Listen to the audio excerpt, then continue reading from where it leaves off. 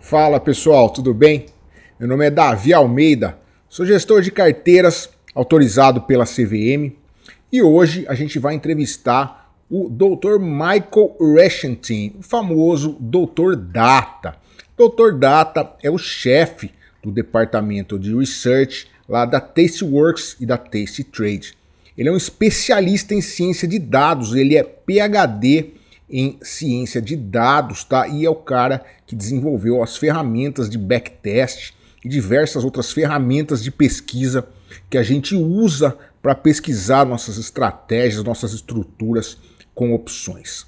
Eu conheço o Mike já há algum tempo, a gente já conversa há algum tempo, porém só agora eu consegui marcar aí uma entrevista com ele aqui para o canal. Então eu espero que vocês gostem.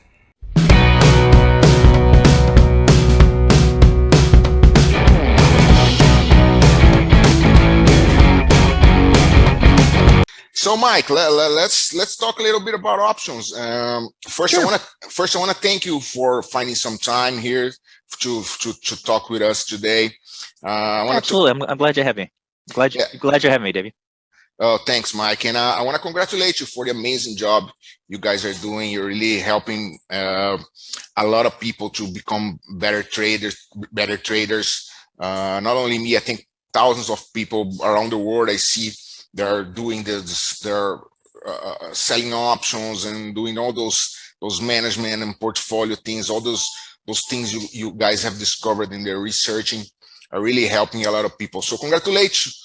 Well, thank you very much. That's good to hear. Thank you. Yeah. So, Mike, talk a little bit about yourself. How you started in the world of options? How is the routine there on the researching team? Is a lot of hard work, and how you find the what you research, what you want to find out, how you do this kind of thing. Sure. I guess I'll start with that first question, which is kind of like how I came upon options. Well, I'm from Louisiana, which is south part of the United States, and I always saw, in the morning news, you'd see like a little preview of the little sneak peek of the Board of Trade, and the Board of Trade is very attractive, and it looked really good on TV because there's a bunch of people around a pit, and they were yelling and screaming, and they'd have just a little market preview there with the background of the Board of Trade, and I thought, man, that is the coolest thing ever. And so now half the time I think they were talking about stocks when they were coming from the Board of Trade, which the Board of Trade didn't have anything to do with stocks. It actually had to do with commodities. But regardless, don't let the truth get in the way of a good story, I guess, on TV, right? But I thought, this is cool. This is where I want to go when I get out of school. So I got out of school, got out of LSU with a degree in finance, and simply drove up, got a job as a runner, which is the lowest tier when it comes to, in the way a lot of people start in trading within finance. And so I worked as a runner there for about 6 months. And then I went across the street at the Chicago Stock Exchange. And the Chicago Stock Exchange, now that is equities, that is stocks. And it's in the same building basically as the board, the CBOE, the Chicago Board Options Exchange. It was in the same elevator, just different floors. And so I worked there at the Chicago Stock Exchange, knew a little bit about options, but I'd say I didn't really have very much success with it. And I just used it to kind of sometimes, buy a call, buy a put, if I had a feeling about the overall market. And I worked as a trader for about 7 years until about 2007 and enjoyed it, really loved it. So this is from about 99 to 2007 worked. And then the markets changed considerably. And the floor just kind of slowly trickled out at the Chicago Stock Exchange. We were losing business. And so I was doing well, but the companies just kind of decided to kind of close up shop, and so I was kind of out of a job there. And so I decided to go with my dad, and we worked on a house together. And I was very blessed that I was able to work with my dad, and did that for about a year with rental property. Totally enjoyed that time, but realized that I didn't want to do a bunch of physical labor. That's hard. Yeah. That's hard. So Yeah. went back to school. Even though I had an undergraduate in finance, I went and got a master's in computer science. I had to take some prerequisites. And then from there, I got a PhD in operations research, management science is what they call it. It's kind of like applied math and solving problems, business problems with data and with math, which it's a very suitable career when you're working with options data and doing research. A PhD is a research degree, and I knew how to work with large sums of data. I ended up finding through a friend, an old boss who knew Tom and Christy at tastytrade, and ended up coming to work at tastytrade. Didn't know a whole lot about options, but I had the math background, and I had the ability to understand markets because I'd worked in markets for quite a few years, and so it was simple to pick up, relatively simple to pick up. They're a lot more complicated than stock, where stock you can just buy and you sell, and you make money when the stock's going up, make money when the stock's going down. But with options, you have a lot more different possibilities. You can make money if the market's just going flat. You can make it if it spikes up, if it goes down. A lot of different scenarios that you can do. So found myself at tastytrade, built out the research capabilities of the research team, and there's a lot. We're working with a ton of different data. Basically, it's easy to come. And your second part was, you said, how do you come up with topics? Well, that's relatively easy, because you're working within a market that's constantly changing. There's news coming out at all times, and therefore you're always presented with ideas. And then also we have a really good following, and very awesome following of people that write in with questions. Hey, what happens if you see this huge decline? Historically, what's happened in the past? What's the probability of the future? And so we can look at these questions. We can base it off of what customers have asked. We can do some statistical measuring, and that's one of the things that I'm kind of happy and proud of bringing in and helping with the research here is bringing in more mathematical models into to the company. And just you're always presented with ideas, and so that's never really a problem. So we can say that I think you're the biggest options researcher in the world today. Do you think there's anybody in the world who has done more research on options than you, Mike? As a company, I don't think so. I mean, I think we've probably done more as far as helping to improve the education for the retail customer than anybody, or just as much as well, I think more than anybody. I mean, we're on 8 hours a day. We are constantly talking about options. Our goal is to help the retail trader. That's our focus. It's to help, without sounding like a broken record, but the democratization of finance. We're seeing right now more people than ever, more younger people than ever, more people getting involved in trading and options, and using options to hedge their portfolio, and using it to better utilize their cash than ever before in the history. And that's what you want. You want people to be investing in the products and the businesses that they believe in. And with options, you just have that possibility and that capability of doing so in a more efficient, capital efficient use. That's awesome. That's what keeps me coming to work every day, is meeting people, having people come in the office saying, yourself, you wrote me and you said, hey, I really like the work that you guys are doing, the team is doing. Let's talk. I mean, that's so encouraging for me to hear that. I love it. Fantastic, Mike. Fantastic. And I agree with you 100% there.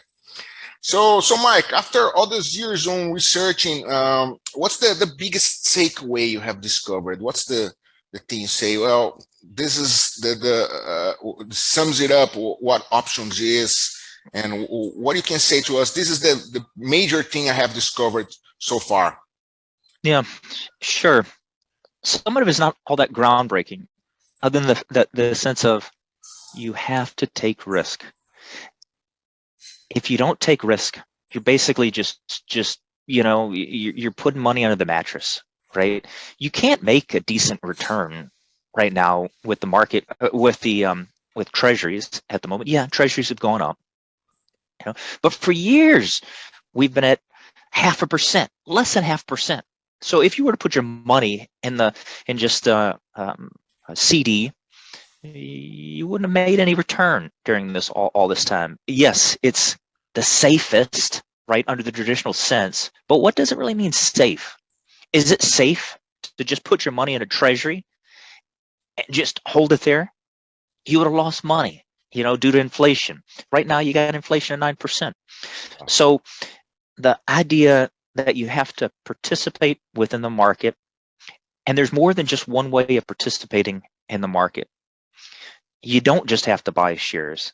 You can buy shares if you'd like to. There's nothing wrong with it. Whatever it makes you comfortable. But you can do things to actually increase your success without taking on any more additional risk. Like, for example, instead of just buying 100 shares of stock, where over a longer period of time, it actually is a little bit greater than 50%, because the overall economy tends to grow, and so therefore stocks on average tend to go up. But your probabilities of success on a day-to-day basis are about 50-50 of making money, whether or not you're going up or down. But when you're using options, you're able to basically take on risk that somebody else wants to offload to you. And if you sell options, you're taking on additional risk, and you can make money through the decay of time. And it kind of blows you away when you first hear about it. And it blew me away. Yeah. And knowing that to make money in options, there's a lot of different ways of making money in options. You can buy options, you can sell options. It's just different attitudes towards risk and different thoughts of how returns work, and how comfortable you are with taking on risk. But just selling a put itself, if you sell a put, absolutely it's not more risky than just buying stock. Yeah. It's actually less risky. And so every time I talk to somebody brand new, or they come out of degree with a degree in finance, they say, my professor told me that it's more risky to sell options. You never want to sell options. Not why? No, that's nonsense. Just because they don't understand the topic doesn't mean it's a bad. But can options be used as an extremely risky endeavor? Absolutely. But they can also be used, and people are successfully for many years been using options successfully. And one of the most popular strategies is one of the most boring. Basically, just buy stock and you sell calls against it. Yeah. You don't have to do it. You don't have to do it for every 100 shares that you own. But let's say you buy 500 shares of stock. You can sell two calls against it. If you're perfectly hedged, it would be 5 calls against it. But you don't have to do that.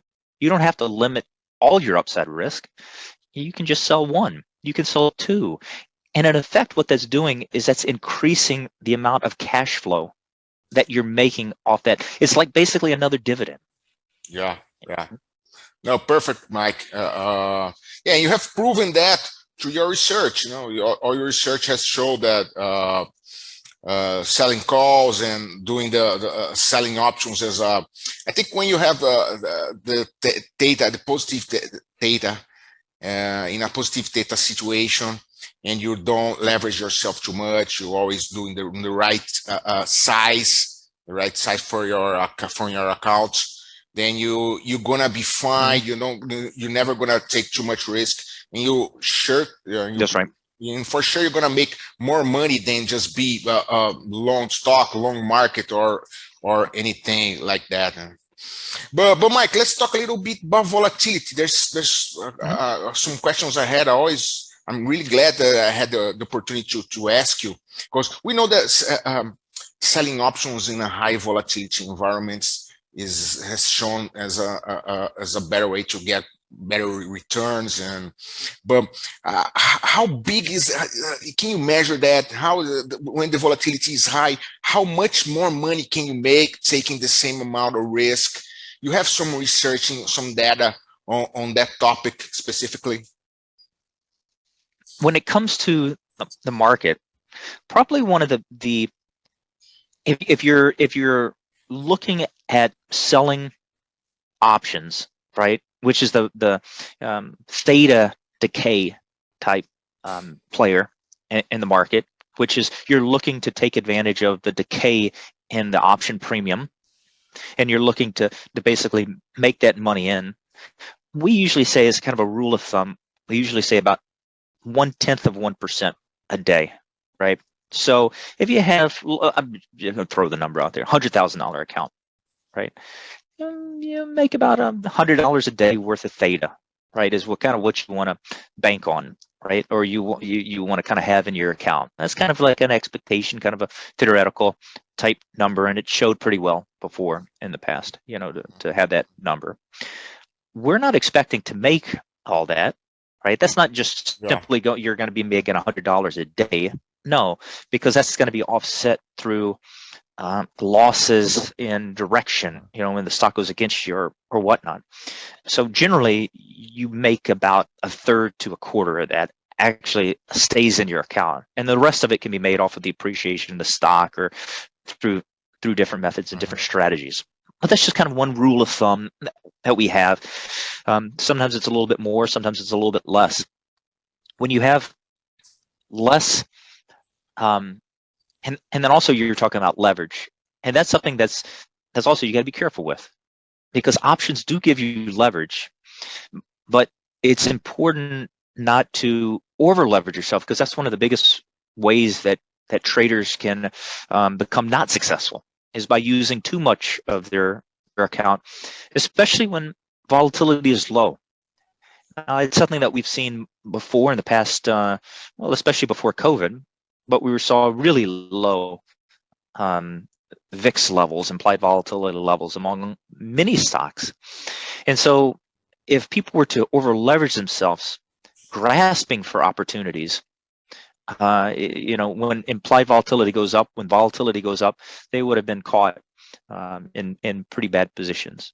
So right now, considering that we are in a pretty volatile way, we have volatility that's above historical levels. Historically, these are the type of times that you'd want to you want to start putting on positions. And one way of thinking about it is like, if you take on, and you should do it based on your buying power. If you want to be the most conservative, right, when you're selling options, or you're doing it basically in a margin account, and you can do these in a cash secured account as well. But I like to think of it as the most conservative and make sure it's all cash secured, right? Make sure it's all cash secured. So you're selling puts only if you can get assigned in it, and you can withhold that. That'd be the most conservative approach. Another way is that you use your margin, or you're doing it, let's say, off of your 50% of your buying power. And if you think of it as a 50% of your buying power, if the stock were to go outside of expectations, that's your amount that you're totally risking, right? Because if the stock makes a 2 standard deviation move to the upside or to the downside, and your account were to have problems, this is truly the amount that you're risking. So I tend to like, depending on the situation, not using up nearly as much of my buying power as I can, especially if it's the only account that I have. Yeah, perfect. Does that make sense? No, perfect.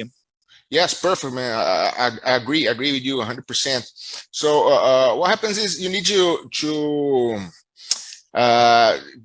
really take care on how much buying power you use, because if you're using too much, you're gonna end up losing the opportunity to do management, to manage strategies, and to all those managed situations, because pretty soon the market's moving. All of a sudden, I'll say, okay, I'm using 50% for my buying power, and all of a sudden now, oh, you're using 70% and 75%, and things. That's how you get in trouble.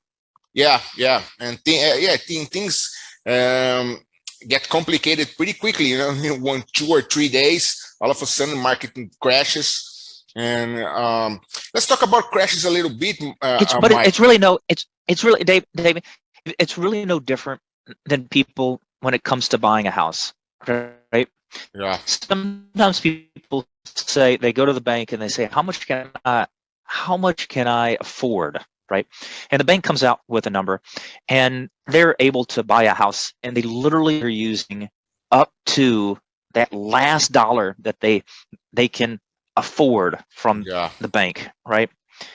Then something happens and they lose their job, or something happens with work, or a problem, sickness or whatnot, and they lose that money. They use that cash flow coming in, and now they can no longer afford that mortgage. They've overextended themselves. That's the biggest thing. Is just because you can use that buying power doesn't mean you necessarily should use it to the full extent. Leverage is great. Leverage allows people to have record, home ownership levels in the United States, but also it can go against them. So it's ultimately you have to be careful with how you're using. You have to be educated on it, and that's one of the things that I believe we do is we teach people how to use that leverage efficiently. Exactly. That's a doubt I always had. I've been trading options and on hedge funds here. I'm a fund manager here in Brazil. I've been doing that for years and over a decade, and I never had the right idea on how much to hedge myself, how much can I sell, portfolio management, and the right amount of data, and all these kind of things. But Mike, let's talk a little bit about those large moves you were talking about. This black swan move, this black swan events, when they happen, they can be really harmful for the naked option sellers who sells naked option. There's any time we can, any chance we can hedge from this thing, any volatility scenario where you say, probably the probability of a black swan event occur now is greater. Anything we can do to hedge that? I'm sure it's pretty hard, but what can you say to us about that? So yes and no, right? A black swan in itself was supposed to have been so unusual, it wasn't even thought to even exist, right? The whole black swan. It was only tales of this existing. And the thing with the black swan event is it doesn't just impact volatility sellers, it impacts everybody. If you have 100 shares of stock and you have a black swan event, the stock dropping by a large amount, or some bad news coming out, that's not going to just impact the volatility sellers. It's going to impact the stockholder as well. It's going to impact the people that work for the company. It's going to impact all sorts of people. And the best way to take advantage of that, or to not let it impact you as much, is to be consistent with strategies and hopefully outlive that through having a long time in the market. And the only way it's not going to impact you, I guess, is if you just kept your money in just a bank, with just some treasury, right? And just make that small 0.5% per year, or right now it's greater than that, but you get the point. But through being in the market and being consistent with your strategy, that's how you can withstand those black swan events, and you outlive those events by not overextending yourself, by not using too much of your capital at risk at any particular time. Keeping your powder, keeping some powder dry, right? Keeping some of that money to the side so you can use when there's opportunities present themselves. Yeah. No, perfect. I thought that when it comes to like sometimes people like this strategy of holding stock and then buying a, let's say, a put way below the market, right, as a protection. Problem is, it doesn't really work very well. You know, if you were to buy it, even if it's a low cost put, one, it's low cost for a reason, because there's a very low probability of doing it. And even if you're spending $20 on it consistently over time, that can eat up quite a bit of your portfolio. That can easily be 5% a year that you're paying. You know, it's just 5%. I'm making more money than that. Well, yeah, but if you were to do this consistently over 10 years, it's more than 50%, right? Exactly. Yeah. And so, yes, it does sometimes work, but it's very seldom does it work well enough to offset those losses. Yeah. So ultimately, you just have to kind of outlive those moments. They're rare events, and they're rare events for a reason. But it seems like lately we've had a little bit more rare events than what's expected, right? Who would have known that COVID was going to be as big of a deal as it was? You know, when it first came out, I remember thinking, "Gosh, it's just a cold. You know, it's no big deal, right?" Yeah. Little did we know that this would impact all sorts of things. Or who would have known that Bear Stearns was the beginning of a large meltdown in the market in, what was it, 2008? 2008, and all these houses would have just started collapsing all over the place, and overextending or providing assets to people where it was not ideal within the housing market. So all these banks were depending on flawed models. Yeah. So These events occur, and what you have said about the buying put strategy. Yeah, we have actually a hedge fund here in Brazil who did that and sold that strategy to the market, and is having a really bad performance. You know, a lot of people are taking their money out. So this has been proven to be a very poor strategy. You know. Yeah. but that's yes. So this is me kind of talking against myself here. If part of the reason why you're hedging, you're not always expecting to make money. If you're hedging, exactly, yeah, you know, and you're, if you had this one account here, but then you're using another account to hedge, you're not really expecting to make money in the hedge. You know, you're expecting to lose money in the hedge, or just not, you know, not lose a lot of money, but you're offsetting some of the gains with the hedge. So in many ways, the hedge is working as it's supposed to. It's just not a good long-term strategy. You know, hedges are what you do when it's kind of like short-term insurance or something like that. You're buying it just for a very short period of time to offset some risk that you believe you have, or some scenario that you just allows you to sleep a little bit better. But it's not intended to be like a long-term type thing for you to do. Exactly, perfect, Mike. Yeah, when you're hedging, because if the market goes down 10%, you're gonna lose around 5% or 4%. Now you're not hedging to make a lot of money with this big 20,000% puts that increasing in value. You know, so this is not a good strategy. Yeah. Definitely. So, well, if you can find out a way, or if you can find a way to make money buying puts, will you let me know if you can make those 20,000 returns? My goodness, that would be nice. Yeah. I don't think this possibility exists, Mike. A lot of people have tried, and everybody just lost money. You know. Yep. Mike, let's talk a little bit about selling options. About the short strangle. Actually, you know, a very popular management strategy is to bring the untested side a little closer. You know, yeah, that's right. Yeah, after the stock hits your short strike. When it comes to a put, okay, you sold a put and you sold a strangle, and the stock goes down and hits your put strike. In your research, have you discovered what's the probability of after it hits the strike, the the stock goes back and the put expires out of the money. You have some probability of this to happen. You think this bring the untested site closer is a good strategy? So it all kind of depends, right? It depends on what you're looking at. So sometimes also strategies can appear different depending on the underlying that you choose.